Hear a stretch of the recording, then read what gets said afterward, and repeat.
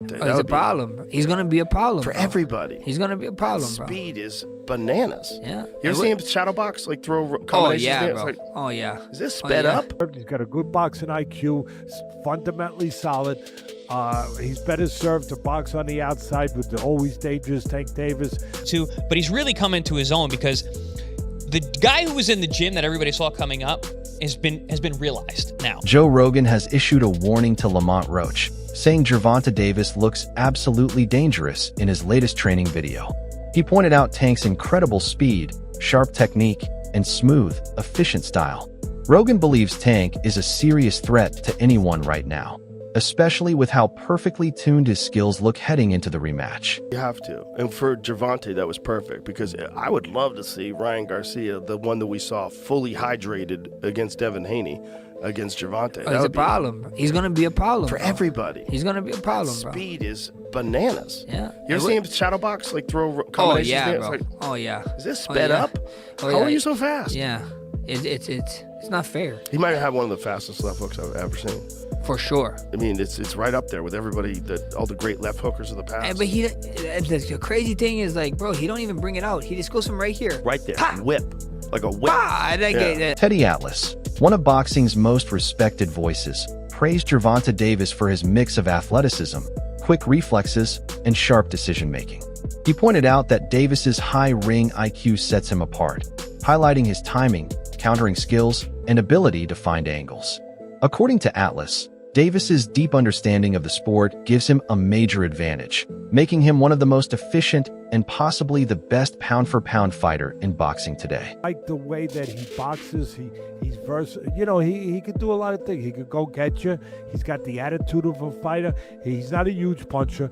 Obviously, Tank Davis is the puncher in this, but Roach could go get you, but he could box. I think he's better served. He's got long arms, good length. He's better served. He's got a good boxing IQ, fundamentally solid. He's better served to box on the outside with the always dangerous Tank Davis. Box, see if he can get it done. Angles, pot shot, be disciplined enough to do that all night long. I think he should stay away from trying to go on the inside, which again, he's got the attitude of a real fighter, which you love. And I wouldn't be shocked if Roach said, oh, no, I'm going to go inside sometimes. I don't know that would be the best choice. He knows how to do it if he wants to. At the end of the day, all of what I said, Bud, it's one thing that really makes the day. It's not because Tank Davis is just undefeated. It's not because Tank Davis is just a great puncher. He's just a full package. He's really, really the full. I don't make him pound for pound up there. He's up there in the top 5 pound for pound. I don't put him there because he's a puncher. I put him there because he is a complete darn fighter. He can go get you. He can fight in the trenches. He can go to the body, the head. He can use his legs when he has to. He can set traps. He can counterpunch. The boxing world isn't just excited about the rematch. They're glad it's happening quickly. After the controversy in their first fight, debates are still active on social media and in fight forums. By jumping into an immediate rematch, both fighters are keeping the momentum going. The timing helps keep the spotlight on the rivalry and gives fans the answers they've been waiting for. Many respect Davis for not letting the controversy stretch out and choosing to address it head-on. Big credit here, because I have a lot of criticism for GervontaDavis and Canelo Alvarez for the choice of opponents. But at least GervontaDavis is doing the Mayweather. He's giving the immediate rematch. Right. You had a tough fight, you're doing the immediate rematch. I like it. All right, so what I'm I need to push back real quick. Yeah, I knew you would. Go ahead. Push back. I'm giving the guy credit. I like Gervonta. I know you talk a lot about his opponents or whatever, and you're talking about Lamont Roach. We're not going to pick a but okay, find me a less than a 10-1 underdog and he fought on pay-per-view. Look, I'm talking about this fight right here. Look at the first fight. So picking Lamont Roach, you're saying, oh, he's basically cherry picking is what you're alluding to. He has a history with the guy. They've been in the gym together. They sparred together. They fought in the amateurs. He knew the level that Lamont brought. Also, Lamont's one of those guys. You ask anybody in the boxing world, they know how good Lamont is, and it's his record, leading up to him getting to the title shot or getting his title win. It's kind of like the Jamel Herring fight's really hard to forget. He struggled with some guys that you wouldn't expect him to, but he's really come into his own because the guy who was in the gym that everybody saw coming up has been realized now. So I don't think GervontaDavis was handpicking an easy guy in Lamont Roach. Stylistically, listen, Gervonta's team's not dumb. They look at what this guy can do and where he can give him troubles, and it certainly worked out that way. Did they overlook him a little bit in terms of being like, I beat him back then. He struggled here and there. I'm just too good. I'm on a different level. I think that Lamont really stepped up. So I'm going. So, Gervonta's that good, but guess what? So's Lamont. So I was exaggerating. That's what you're saying. I'm exaggerating. You tend to be hyperbolic at times, yes. How dare he? Joe Rogan, known for appreciating technical skill, pointed out a special part of GervontaDavis' strategy. He explained that Davis doesn't rush in throwing wild punches early on. Instead, he uses the opening rounds to study his opponent's rhythm, habits, and flaws. Once he figures them out, that's when he makes his move. Rogan believes this patience is what makes Davis so dangerous. He sees the rematch as a chance for Davis to show this skill with even greater accuracy. And if he reads Roach early, Rogan thinks a knockout could come fast and clean. No, it's actually my fucking wake up from my nap alarm. You got naps incorporated into your day? Not always, but just in case, you know. Every now and then. Yeah, sleep. every now and then, little sleep. Not too much though. How many have you changed as you've gotten older? Have you changed your workout routine? Have you done anything? Yeah. Yes, no. So I one thing I like to do is obviously shock my body, but I also like to get like long training sessions in. You know, I remember Bernard Hopkins would talk about it a lot, like where he would just do the basics for a very, very long time and just doing it. And it's very boring and monotonous just for me to like just throw one jab constantly, things like that. But I feel that it just like re-sparks maybe things that I should be sharpening up. And it becomes cardio at some point, you know, as I'm doing it for so long, it becomes cardio, and it becomes specific cardio to what I'm doing. So a lot of my sessions, I'll have like a 2 to 3 hour session first thing in the morning when I'm nice and strong and I have the full gas tank. Then I'll take my little break and then I'll have like another session at night. But it's not always like that. Sometimes when I don't have a fight, I'll do 3 sessions a day, but they won't be like crazy. It'll be maybe a strength and conditioning that lasted about 45 minutes to an hour and 15. And I took a big break. Then I came back in the midday, had like a good technique session where I'm just focused on positions that I'm not efficient in, just doing them over and over and over. And I used to do a lot more live. In the first fight, something fell off with Davis. His movement lacked urgency, and his punches didn't have their usual force. Whether it was outside distractions or overconfidence, the sharp edge just wasn't there. But that's clearly changed. Recent training footage shows a completely refocused Davis, emotionally steady, mentally sharp, and fully locked in. He's heading into the rematch with a point to prove, and his focus this time is on a whole new level. Tank did that, so I know the got in his eye, but they should have countered it. They would have countered it, it would have went to Lamont Roach. What I didn't like about Tank, he was gassing up Lamont Roach way too much, and he was already talking about like retiring. He seemed a little distracted in the fight. That wasn't the same GervontaDavis we're really used to seeing. It just lets you know how corrupt like these governing bodies are, bro. If that dude took a knee, not only did he take a knee, he's like, hold on real quick. Let me get this out of my eye. How is that not a point? Like, you know, funny thing, bro, that's why I cut my braids off. I had braids and I had the same thing. I went through the same shit. When I fought Andre, that shit was burning my eyes, so I cut that off. Many believe Davis didn't take Roach seriously in their first fight. Maybe he saw Roach as just another step, and that mindset affected his training. The result was a surprising performance that showed cracks. But Davis learned from it. Now, he's being extremely disciplined, more than ever before. Analysts say he's treating this rematch like it's against a top-level opponent, and that's a warning sign for Roach. Quick one from me, Tank Davis versus Lamont Roach rematch has been set. We expect it to happen. I think after the first fight, Tank was kind of like, if he wants to fight him or not, but we all kind of knew what else is there for. But there is stuff for them both to go off and do, but it was Tank's first time actually going to a draw, so he knew they were going to want to run it back. They're probably going to make way more money from this rematch too. How do I think it goes? Man, listen, Tank, when he's fighting in the pro fight, he's a counter puncher. Through and through, he's a counter puncher. Low volume, counter puncher. Lamont Roach was able to use his feet, knowing to go in and out the pocket, know how to block the shots, and also he rolled a lot of the shots very, very well as well. So Tank wasn't really able to get the shots off that he does. With Tank to a degree, it's almost like if I don't knock you out, I'm pissed. Kind of like Wilder-esque. Wilder, one of the Louis Ortiz fight, the second fight, Wilder barely threw a punch that whole fight until he knocked him out in the 7th or 8th round. It's kind of like with Tank as well. And it's a shame because I think Tank is better than that. I think he loved that. If you go back and watch one of his old clips when he used to spar in the Mayweather gym, he wasn't counter punching so much. He was coming forward a bit more. Maybe because they got head guards on and bigger gloves, maybe he felt more comfortable doing it. But he wasn't so much of he wasn't primarily counter punching in those clips we saw. It wasn't clips of a whole fight, but those clips that we did see. I know he has it in him to be more than just a counter puncher, but it seems like when it comes to the pro rank, it's just what he's resigned himself to want to do. It'll be interesting. I thought the first time Tank beat him, because what Roach showed me before that didn't really show you a guy who would win. Into the second fight, if Tank goes in again with the same kind of tactics, he could very well lose on points. Roach was able to keep his legs for all 12 rounds and kind of fight at the same pace. Tank's power didn't really phase Roach. Now, I'm not saying it won't in the second fight, but it did it in the first fight. So it'll be interesting to see how the fight goes. It'll be fun to watch.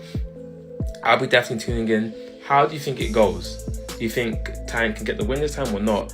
I would be more inclined to think maybe Tank can actually do it this time, and he will probably let his hands go a bit more. But look, Roach was doing great counter punches himself. But when Tank did let his hands go, Tank was missing and paying for it at the end of the day. I don't know. It's going to be a good fight. I'm actually quite looking forward to it. Maybe after this is all done, one of these guys can move on and Tank can finally go and fight the Shakurs of the world, because the Hanleys and he's moved up now. So we'll see. How do you think this fight goes? It'll be interesting. I'm looking forward to it. Davis has officially started training camp for the August rematch, and this time it's far from a normal prep. It's full-on war mode. The controversy from their first fight has pushed him to train harder than ever, with longer workouts, extra sparring, and a heavy focus on conditioning. With Las Vegas hosting the rematch, the stakes are even higher. Davis isn't just training to win, he's training to take over. Everyone in the gym can see that fire in him is back.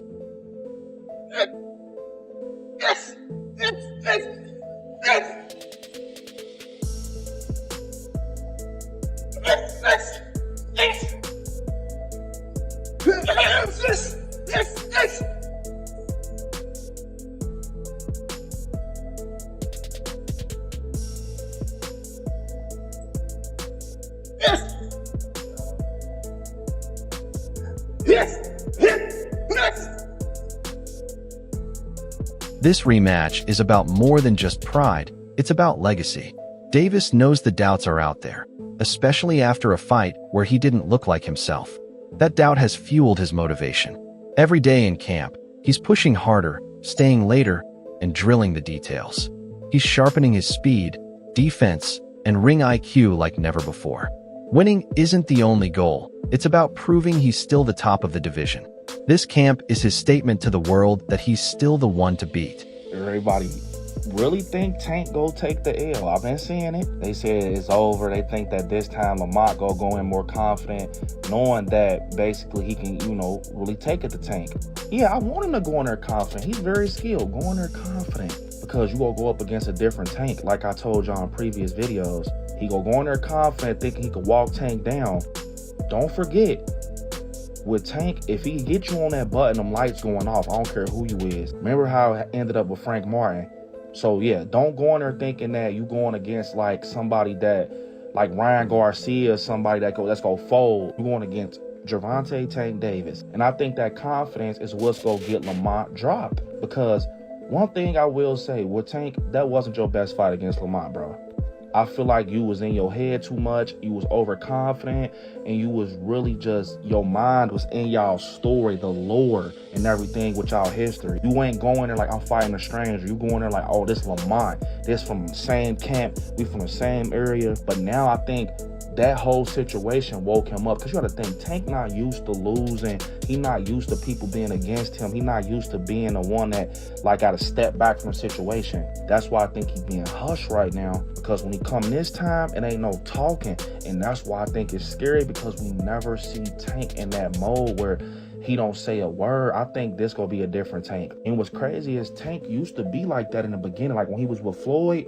Like, I'm talking about Tank with the fade, with the waves, bro. He ain't used to be on that showboat and stuff until he got, like, a little bit more in the boxing, thing. Of course, once you with Floyd, you're going to start being flashy and doing backflips off the ring. But in his beginning stages, dude wasn't playing. He was dropping. I think that's what he about to go to, bro.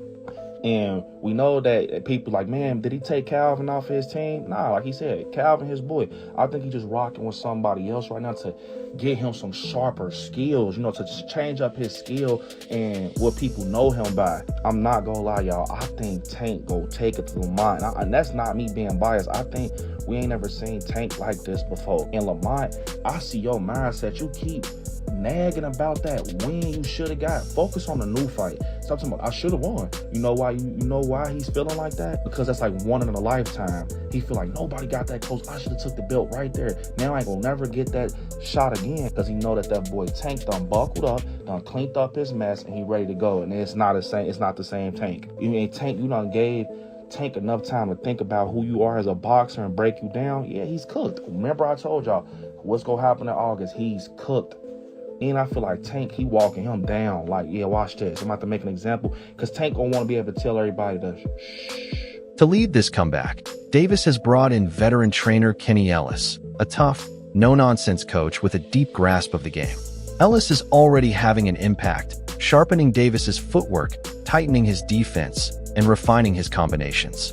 But he's not just correcting flaws, he's helping Davis level up. For Davis, this isn't just another match, it's personal redemption. That draw hit hard, and he's not brushing it off. The frustration from that night is now fueling his drive. The sting of not dominating is pushing him to his limits, and he's treating each day in camp like it's a shot to rewrite the story. We gotta talk about it. We gotta talk about it. So, Tank officially came out and says that he wants to put this rematch as early as May. Now, if that were to happen, Lamont Roach gets a second time to prove himself. Now, in my personal opinion, his stock has already risen. He is already notable. The fact that he went toe-to-toe with Tank on the decision that ended in a draw, whether he loses this second fight or not won't even matter, because he's directly in line to go against the Keyshawn Davis, the Shakur Stevensons, and etc., the Devin Haney's, and etc. I can see him moving up and going against Devin Haney or Ryan Garcia or somebody like that. So many people to fight. Lamont Roach has definitely proven himself. But let's talk about something else, and that is the hairstylist situation. In my humble opinion, I believe she should have been quiet. As a hairstylist, there was nothing for you to say. There was nothing for you to say. No fan in boxing was going to look at that and be like, I don't want her braiding my hair. No one would have said that. But she hurt herself when she came out and publicly made multiple claims, got all these receipts that no one needed, no one asked for, saying, oh, this had no grease or oil in it. No one cares. No one cares. Nobody even believes it. Sometimes it's best to remain quiet. But you guys let me know in the comments. Should she have remained quiet, or should she did what she did, which is spoke up? You let me know. The rematch is about more than just wins and losses. Davis wants to restore the untouchable image he had before facing Roach. That reputation took a hit, and this fight is his chance to rebuild it. Many were shocked that a lesser-known opponent lasted the full fight with him, sparking doubts about whether Davis is still at his peak. A strong, dominant win won't just redeem him. It will show everyone that the first fight was a rare slip, not a sign of decline. Lamont Roach, he feels that he won. Like, do you think the best thing going forward, they should just run it back, have a rematch? Oh, yes, most definitely. I think a rematch is definitely called for. And I think probably, the sooner the better. So I would say, hey, let's work on a deal to where we could get in there within the next 4 to 5 months. Yeah, I agree there. Tank Davis wasn't at his best in the first fight. He'd been thinking about retiring and needed a break. Still, he stepped into the ring with Roach. Now, fans see a refocused Davis training harder than ever, which could make all the difference in the rematch. Do you think we'll see a new, sharper Tank this time? He wants to do therapy. He wants to do real estate. They want to say he wasn't all in because him and Roach are friends, and he's going to be focused for the second fight. A lot of excuses. They want to say it's because of the braids, the oil getting in his eye. Whatever. This is what really happened. And I just now came to this conclusion because I've been making personally. That's it for today's video. Stay tuned for more, and see you next time.